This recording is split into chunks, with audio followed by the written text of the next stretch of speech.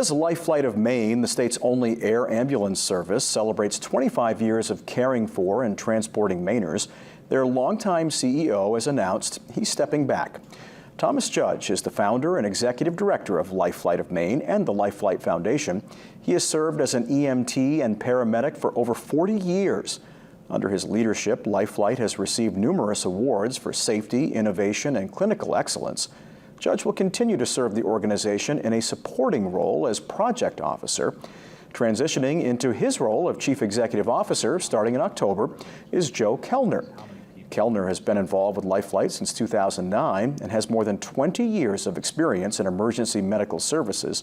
Judge tells us working in healthcare right now is challenging but exciting. He says Maine has come a long way in EMS, and he's looking forward to stepping back from the front lines to support the team. There's no other healthcare provider that gets to serve every community in Maine, every hospital, every EMS service, every fire rescue, every public safety. We get to be part of all of that. That's a really unique gift in all of our lives.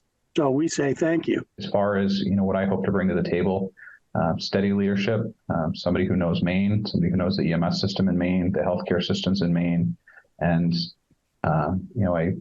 I try to live up to Tom's compassion for the people of Maine, and he sets the bar high, and I'll aspire to serve in the same way Tom has.